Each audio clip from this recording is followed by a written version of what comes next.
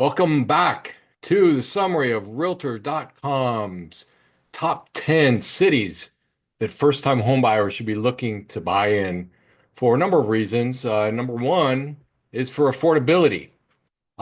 Their determination of the top 10 cities, and this is number nine, city number nine, which is Tonawanda, New York.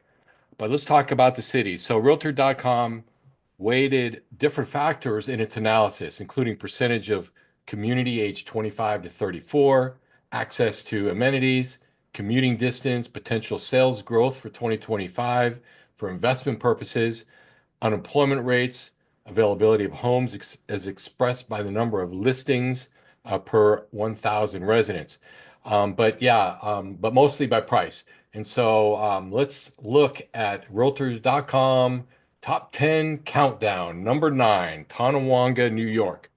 So we're going to go here and search for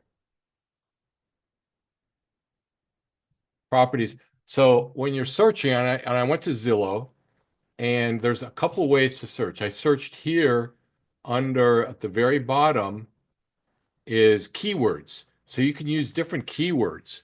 And so real estate agents have different terminology that they'll put in that are ideal for entry-level buyers. You know, you can do investor. That's what I did here. And, it's only given us like three properties. There's two, there's one right behind there. Let's see if we search for fixer upper or just fixer.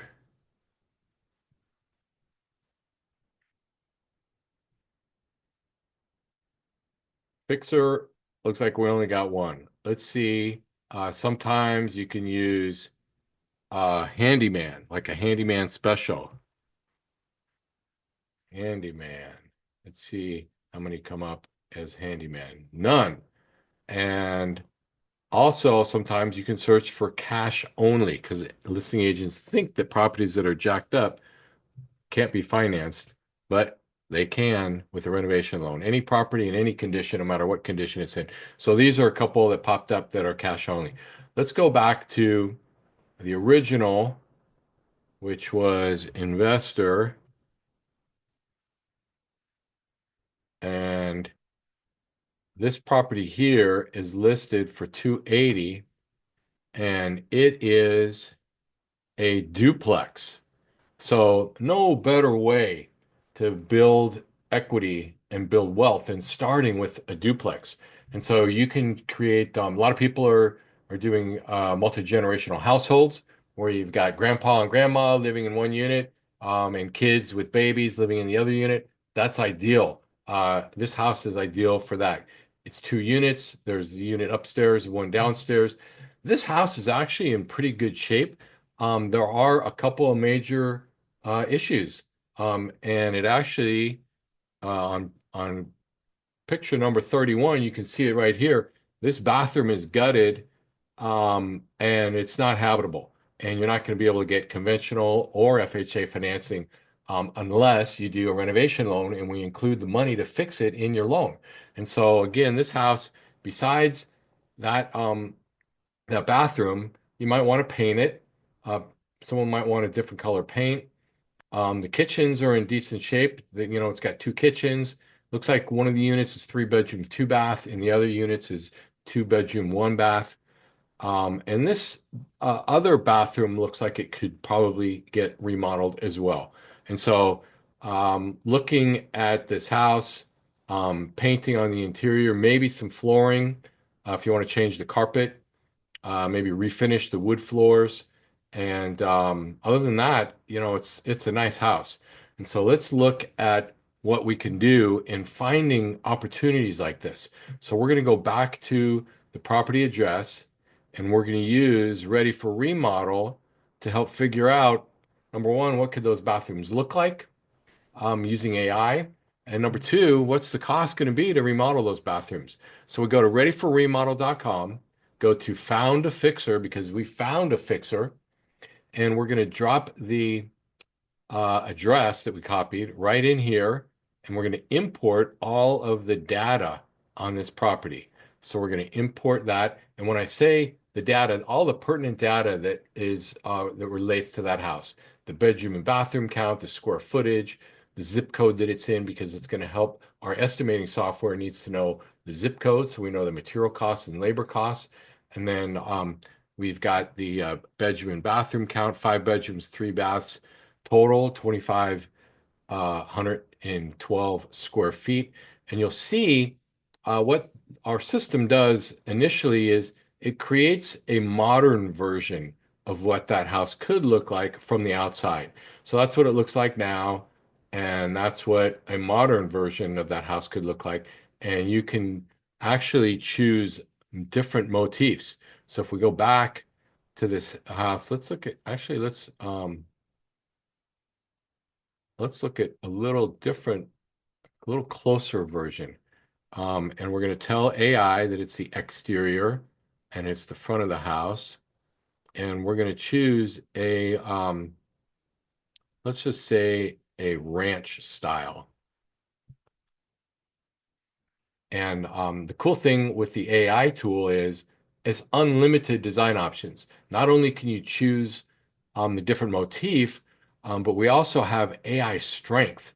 And so the AI strength could be very low, could be low. We have it defaulted at low, mid, and extreme. So how extreme do you want AI to transform that picture? So we kept it at low.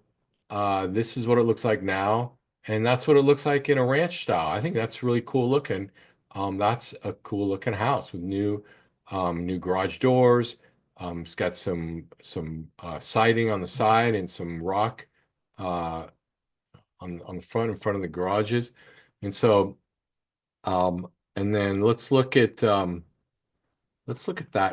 last bathroom and see what we might be able to do with this bathroom. And we're going to tell it it's the interior and it's a bathroom. And let's give it a modern, let's give it a modern motif, modern design, see what it comes out with. Um, and so once you finish playing with the visualizer software and getting an idea of what the design that you're looking for, this modern, that's what it looks like now. Yeah, that's kind of a close-up. That's too close-up of a picture, it looks like, for AI. Let's try um, one other design. Let's try Mediterranean, and then let's go very low strength. See if AI can recognize that as a bathroom and a shower. But again, AI, we're still in the infancy of AI. When you have a good beginning shot from from afar that you can really tell what's going on, it's going to make it a lot easier for AI to figure that out. And so, yeah, it's too close up of a picture for AI to figure that out. So the next step is once you've got your design options, is figuring out what the cost to remodel is. And I think again, everything looks really good. I would say let's put um, let's put some money on interior paint, 7 grand. Let's put some money in the flooring, whether you're going to refinish it or carpet it. And that's a lot of money, 34,000. You may not want to spend that much. You may not need to, but according to our uh, our estimating software, that's what it's going to be. And then bathroom remodels. So let's do a little better quality bathroom remodels. 50 grand for 3 bathrooms. I think it's a total of three. Yeah, it's a total of 3 bathrooms. And it looked like, I don't know if one or two or all three of them, but maybe we don't need that much money, 33 grand. But I don't know. Let's use the 50 grand. Everything else looks okay. So we've got a budget of just over 100 grand. That's for replacing the flooring. If we took the flooring out, it goes way down to 66 grand. I think, for these purposes, the flooring is probably okay. Let's keep the budget at 66. We've got soft costs, which is contingency reserve of a little over 8 grand. And then the next part is what's the payment going to be?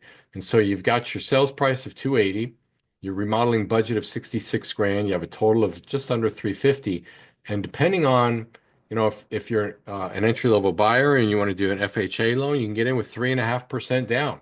So, oh, that was the dollar amount. So 3.5% down. So we have these two buttons. You can either put a percentage or you can put a dollar amount down. So if you've got like 50 grand to put down, you can put 50 grand and then it'll figure out the loan amount automatically, or you can put the percentage, whether it's 3.5% down, 5% down, 20% down. If you want to avoid mortgage insurance, you got to put 20% down. So what is that? 20% down is almost 70 grand. And then your loan amount is 277, and then you can see your payment is under $2,500. And if you split that with two families, $1,200, 1,300 dollars per unit, that's a great deal. Splitting two separate families, buying that together, that's what we need to do to get in a lot of times is pool our resources. Two families moving in together, parents and grandparents and grandkids. Um, Let's look at doing some multi-generational households as well. And so that's it. That's an estimate. That is Realtor.com's top 10 homes for first-time homebuyers. This is city number 9, Tonawanda, New York. For any of your home buying needs, when you're buying a fixer-upper, which are the best deals out there, because not only do you get a discount on the house, you get to remodel it the way you want with a renovation loan. All the work is done after the close of escrow, and you get to design your dream house at an affordable price that works for you. I'm Skip Shanker, and that's how you buy a fixer.